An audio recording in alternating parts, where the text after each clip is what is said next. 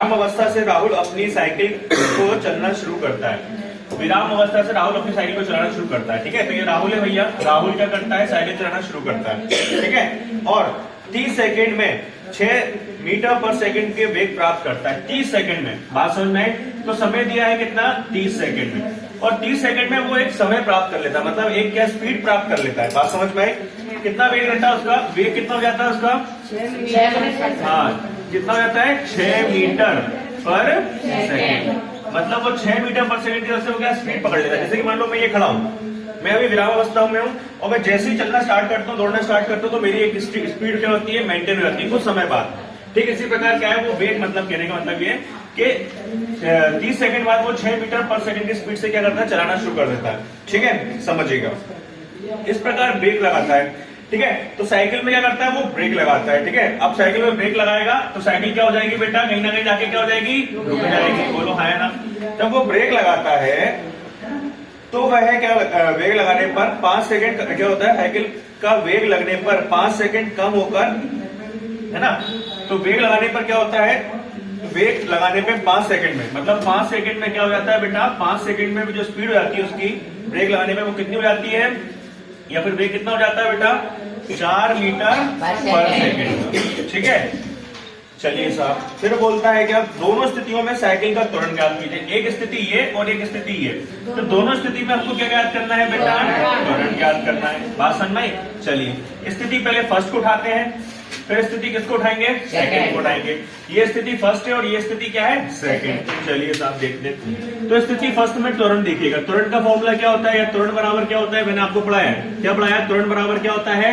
प्रारंभिक वो अंतिम वेग माइनस प्रारंभिक वेग बटा समय। पढ़ाया था मैंने आपको। चलिए, अब देखिए, यहाँ पे तो प्रारंभिक वेग हमको दिया नहीं है, ठीक है, लेकिन हमको ये मान लेना है कि 30 सेकंड बाद वेग कितना हो गया? इतना हो गया, और जो प्रारंभिक वेग था वो कैसा होगा? 0 होगा। तो स्थिति जो फर्स्ट है, स्थिति फर्स्ट में हमने देखा जो प्रारंभिक वेग है, बात समझ में आई कि नहीं आई?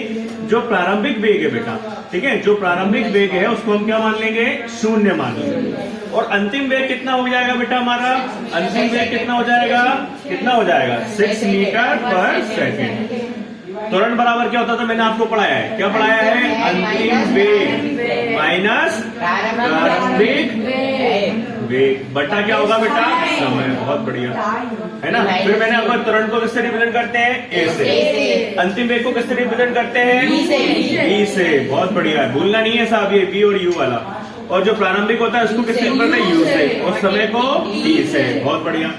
अब अंतिम वेग देखिए कितना है हमारे पास? 6। प्रारंभिक कितना हो गया? 0। और समय कितना है? पहली स्थिति में कितना है? 6। बात समझ में? 30 सेकंड। सॉरी, कितना है बेटा? 30 सेकंड। बात समझ में आई? जो अंतिम वेग और प्रारंभिक है मीटर में है, तो कोई दिक्कत नहीं है भैया, मीटर पर सेकंड ही होता है ना, तो सही, कोई दिक्कत नहीं है। तो ये क्या हो गया? 30, और ये क्या हो गया? ये हो गया कितना? 6, और ये हो गया 30। तो ये मीटर हो गया, और ये क्या हो गया? सेकंड हो गया। बोलिए हाँ या ना? हमको पता है कि मीटर के साथ क्या आता है? हमें तो सेकंड ही आता है, तो यहाँ पे कोई चेंज करने की जरूरत हमको नहीं है। तो 2 से काटा, फिर काटा कितना? 15 से। यदि इसको अपन सॉल्व कर लेंगे, ठीक है, तो ये क्या हो जाएगा बेटा? कितना हो जाएगा? 2 दूनी 4, है ना? सही है ना? फिर ये आएगा 15, तो कितना जाएगा? 2 सत्ते 14, है ना? और फिर क्या हो जाएगा? 2 पंजे 10। बोलो हाँ या ना? क्यों? अरे सॉरी, देखिए अभी तो मेरे को कुछ गड़बड़ हो रही है। नहीं, कोई दिक्कत नहीं। तो ये कितना हो गया? 6, और ये कितना हो गया बेटा? 30।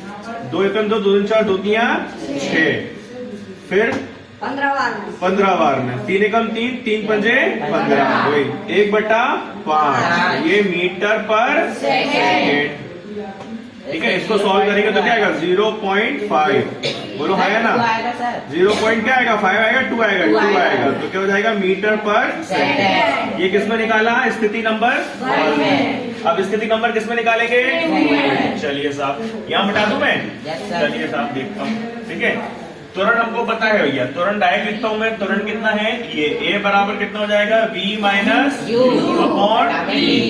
यहाँ पे देखेंगे। अब बताओ, इसमें जो वेग है, ठीक है, ये कितना हो गया? ये हो गया 4 मीटर पर सेकंड। ध्यान रखिएगा, ये ब्रेक लगाने के बाद हुआ है। बात समझ में है? मतलब यदि क्या है, मैंने स्टार्ट करी कोई पोजीशन, तब मेरा 0 था, अब मैंने चलना स्टार्ट कर दिया, और जैसे ही मैं वो करूंगा, ब्रेक लाऊंगा, तो मैं क्या हो जाऊंगा, रुक जाऊंगा।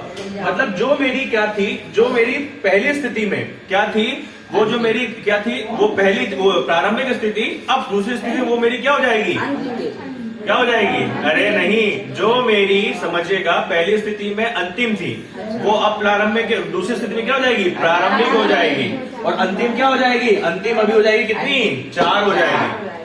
बात समझ में? इससे पहले स्थिति में अपन ने देखा था ना, क्या थी वो, 6 मीटर पर सेकंड थी ना स्पीड, कितनी हो गई थी, वो अंतिम थी, और प्रारंभिक कितनी थी, ये थी। अब प्रारंभिक क्या हो जाएगी, 6, और अंतिम क्या हो जाएगी, 4। बात समझ में आई कि नहीं? क्यों? क्योंकि एक नियत स्थिति में क्या लगा, चलने लगा था। बोले हाँ या ना? तो हमारी जो क्या थी, जो अंतिम थी, अब वो क्या हो जाएगी, प्रारंभिक। ठीक है, तो ये क्या जाएगा, 6 माइनस कितनी हो जाएगी, 4, और टी कितना है इसमें, 5। सिंपल सॉल्व करेंगे तो क्या जाएगा, 5। इसको सॉल्व कर लो भैया, 0.5। इसको सॉल्व कर लोगे तो क्या आएगा, 2 क्या जाएगा, अंदर आएगा, 5 दशमलव जाएगा, दशमलव आगे 0, 5 चौको 20, क्या हो जाएगा, 0.5 मीटर पर सेकेंड। तो पहली स्थिति में कितनी हो गई थी हमारी, 0. लेकिन ये जो आएगी वो किसमें आएगी बेटा, माइनस में आएगी, तो माइनस 0.54 मीटर पर सेकेंड। बात समझ में आएगी नहीं आई? बोलो हाँ या ना। बढ़िया होता कोई, समझ में आएगी नहीं आया? आया समझ में? मैं बताऊं सर, गलती क्या हो रही है, -2